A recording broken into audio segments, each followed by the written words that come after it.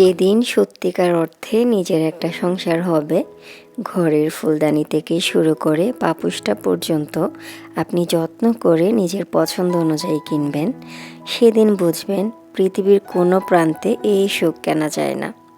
একটা রাত আপনি বাইরে কাটাবেন, হাঁসফাঁস লাগবে, মায়ের বাড়িও আপনাকে আর টানবে না। মন চাইলো রাঁধলাম, না মন চাইলো বাইরে থেকে অর্ডার করলাম। নতুন কোনো এক্সপেরিমেন্ট করতে ইচ্ছে হচ্ছে, পুরা রান্নাঘরটাকে উথাল পাথাল করে আবার সুন্দর করে গুছিয়ে নেওয়ার স্বাধীনতা যেদিন পাবেন, সেদিনই মেনে নেবেন এটাই সুখ, আর কিচ্ছু আমার চাই না। কারণ তারপর যা চাইবেন সেটা কেবল বিলাসিতা, শান্তি না।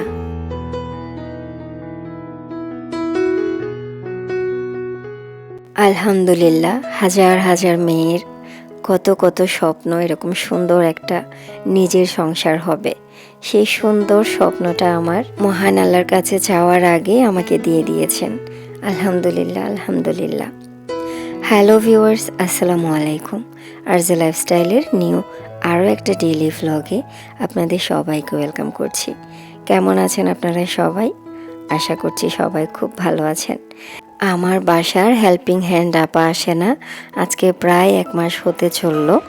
তো যেহেতু দিনের বেলা ওনার কোনো হেল্প পাচ্ছি না, যার কারণে আমি সন্ধ্যার পরে এখন অনেকটা কাজ এগিয়ে রাখার চেষ্টা করি।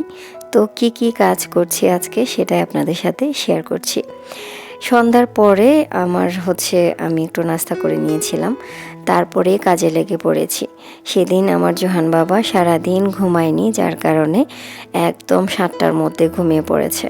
তো সে ঘুমানোর পরে ভাবলাম আজকে বেশ কিছু কাজ করে নেব, যেন কালকের দিনটা একটু রিল্যাক্সে কাটে। তারপরে শুরু করে দিলাম আমার গেস্ট রুমের সকল কিছু পরিষ্কার পরিচ্ছন্নতার কাজ। প্রথমেই করেছি আমার বেড বিছনাগুলা চেঞ্জ করে নতুন করে বেডশিট বিছিয়ে দিয়েছি। এই রুমটার সোফা বলেন, এই রুমের যে বিছনা আছে সেটা বলেন, এত বেশি সারাদিন আমার ছেলেটা লাফালাফি ঝাপাঝাপি করে অনেক বেশি নোংরা করে ফেলে। যত খাবার দাবার খায় সব কিছুই এখানেই খায়, কারণ এখানে টিভি আছে। সে টিভি দেখতে দেখতেই মোটামুটি খেলাধুলা বলেন, খাওয়া দাওয়া বলেন, সব কিছুই করে। তো রাতের বেলায় একটু সব কিছু ক্লিন করে নিচ্ছি। দিনের বেলা যেহেতু সে ঝাপাঝাপি আবারও করবে, তো দিনের বেলা আসলে এই কাজগুলো আর করবো না। আর যেহেতু অনেক ঠান্ডা পড়ে গিয়েছে এখন, তো শীতকালে আসলে দিনের বেলা আমার কাছে খুবই অলসতা লাগে। মনে হয় যেন অলসতা দূর হতে হতেই সারাটা দিন চলে যায়। ওই জন্যেই আমার কাছে মনে হয় শীতকালে রাতের বেলা বেশ কিছু কাজকর্ম করে রাখলে দিনের বেলা সেটাতে একটু রিল্যাক্স পাওয়া যায় আর কি। তো যাই হোক, তারপরেই আমি বেড বিছনা গুছিয়ে ওখানকার যে ফার্নিচারগুলো আছে ওই রুমে, সেগুলো সব কিছু প্রথমে ব্রাশ করেছি, তারপরে কাপড় দিয়ে আবার ভালো করে মুছে নিয়েছি। তারপরে আমি রুমে একটু ঝাড়ু দিয়ে দিচ্ছি। এটা শুধু এই রুমটা না, আমি পুরো বাসাটা একবারে ঝাড়ু দিয়ে দিয়েছি। তবে আজকে আমি শুধু এই রুমটা মুছবো, সাথে রান্নাঘর এবং ডাইনিংটাও মুছে নেব। আমি আসলে এখন যেহেতু হেল্পিং হ্যান্ড নেই, আমি একসাথে অনেক কাজ করতে চাচ্ছি না। একসাথে অনেক কাজ করতে গেলে আমার আসলে কেন জানি আমি খুবই টায়ার্ড হয়ে যাই। আর তাছাড়া মোছামুছির যে কাজটা, বাসা মোছার যে কাজটা, সেটা আসলে আমি কাপড় নিয়ে বসে বসে কাপড় দিয়েই আসলে মুছি। কারণ আমার যে মফটা আছে, এই যে এটাতে যে সুতাগুলো আছে ওখান থেকে বেশ অনেকগুলো পড়ে গিয়েছে, অনেক কমে গিয়েছে। এটা দিয়ে খুব ভালো করে ক্লিন হয় না। তো আমি করি কি, আমি হাতে কাপড় দিয়ে যেটা মুছি সেটা একদিন পর পর করে মুছি, আর মাঝখানে এরকম মফটা দিয়ে মাঝে মাঝে যেটা মোছা দরকার জাস্ট ওই জায়গাটুকু মুছে নেই। কারণ আমার যেহেতু সিজারিয়ান সেকশন, যার কারণে আমি অনেকবার ফিল করেছি বসে বসে পুরো বাসাটা যখন আমি মুছে আসি, এরপরে আমার পেটে বা সেলাইয়ে অনেকটা ব্যথা লাগে। যার কারণে আমি ভেবেছি যে প্রতিদিন ওভাবে করে মুছবো না, 1-2 দিন পর পর কাপড় নিয়ে মুছবো। তারপরে মাঝখানে যে রুমটা বা যে জায়গাটা মোছা দরকার সেটা মফ নিয়ে মুছবো। যাই হোক, এই মুহূর্তে আমাকে একটু আপনারা যাদের কাছে মফ আছে ভালো, আমাকে একটু সাজেস্ট করতে পারেন যে কি টাইপের মফ কিনলে সেটা দিয়ে আসলে ঘর মোছামুছিতে অনেক বেশি সুবিধা হবে। কারণ আমি ওইটা আসলে অনলাইন থেকে অর্ডার করতে চাচ্ছি না, মার্কেটে যেয়ে ভালো একটা দেখে আসলে অর্ডার করব। বাট আগে একটু যদি আপনারা কেউ আমাকে ভালো একটা মফ সাজেস্ট করেন, আমার কাছে আসলে মার্কেটে যেয়ে পছন্দ করে নিতে একটু সুবিধা হবে আর কি। আমার হেল্পিং হ্যান্ড আপা আসলে ওনার মা অসুস্থ বলে গিয়েছেন, এরপর থেকে আর আসেননি, বলল যে গ্রামে গিয়েছে। যাই হোক, বুঝতে পারছি উনি হয়তো বা আর আসবেন না, ওই জন্যেই যে কোনো একটা ছুতা দিয়েছেন আর কি।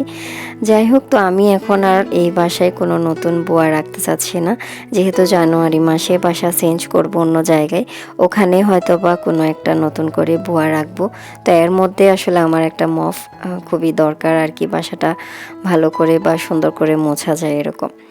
যাই হোক, রাতে তো বেশ কিছু কাজ করে নিয়েছি, এখন রাতে হচ্ছে কিছু তো রান্নাবান্না করতে হবে, তেমন কোনো কিছুই ছিল না। আর সেদিন জোহানের বাবার নাইট ডিউটি ছিল, যার কারণে সে বাসায় এসে রাতে খাবে না। তো ভাবলাম আমি আর জোহানের জন্য কি করা যায়, খুবই শর্টকাটে।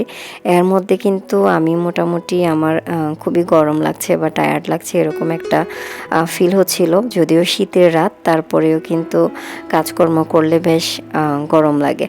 যাই হোক, তারপরে আমি বেশ শর্টকাটের মধ্যে কি করা যায় চিন্তা করতে করতে ভাবলাম একদম মানে শর্টকাটে খিচুড়িটা করে ফেলি।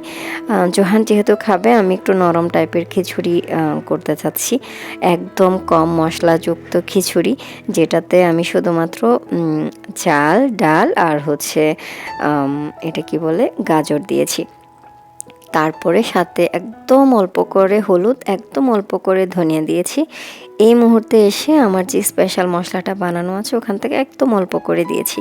এই মশলাটা হচ্ছে একদম গেম চেঞ্জার একটা মশলা, যেখানে অ্যাড করি না কেন এত সুন্দর একটা মানে টেস্ট বাড়ে আর কি, খুবই ভালো লাগে আমার কাছে। তো আমি যতবারই খিচুড়ি রান্না করি স্পেশাল মশলাটা অল্প করে দেই, আর বাকি মশলাগুলো খুবই অল্প দেই, যাতে করে মানে কম মশলায় আমার খিচুড়িটা রান্না হয়। যেহেতু বাবু খাবে, তো আমিও খাবো।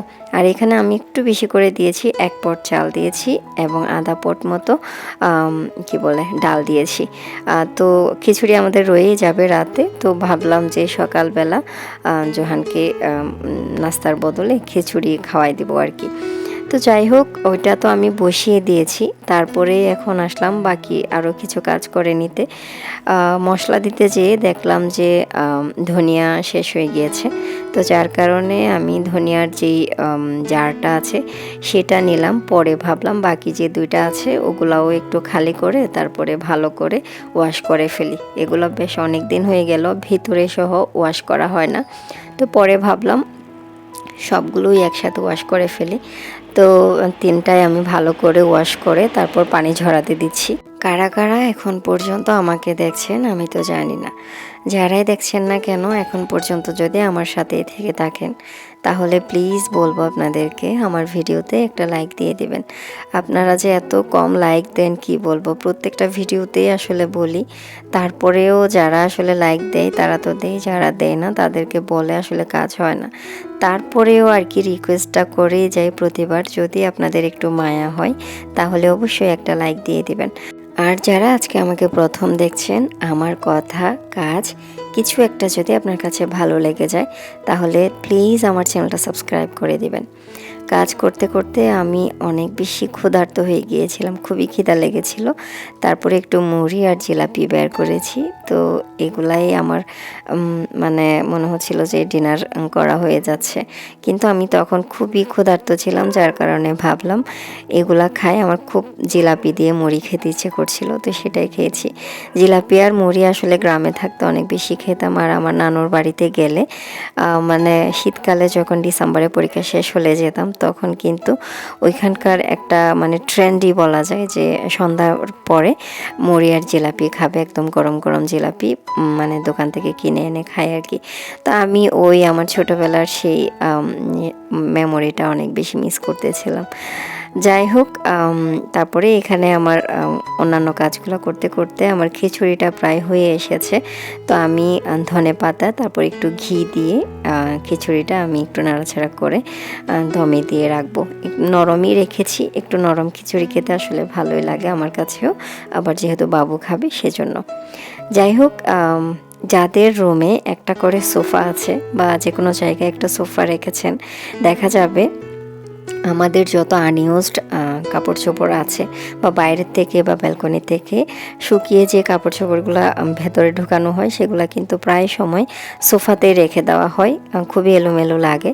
তো সেম আমার বাসায়ও সেম। তো আমি বেশ কিছু জামা কাপড় বাইরে থেকে ঢুকিয়ে রেখেছিলাম, শুকনো জামা কাপড়, সেগুলাই এখন ভাঁজ করে নিচ্ছি। যেহেতু জোহানের বাবা রাতে আসতেছে না, যার কারণে আমার তেমন কোনো আর প্যারা ছিল না। তো আমি রাতে অনেকগুলো কাজ করে নিয়েছি। ইনশাল্লাহ কালকে সকাল থেকে দিনের বেলায় আমার কাজ অনেকটা কম, একদম রিল্যাক্সে কাটাতে পারবো। যাই হোক, আপনাদের সাথে গল্প করতে করতে ভিডিওর একদম শেষ পর্যায়ে চলে এসেছি। জানি না কে কে এখন পর্যন্ত আমার সাথে আছেন, আবারও বলবো প্লিজ একটা লাইক দিয়ে দিন। যাই হোক, নেক্সট ভিডিওতে আবারও দেখা হবে, আবারও কথা হবে। Till then take care and thanks for watching this video. আল্লাহ হাফিজ।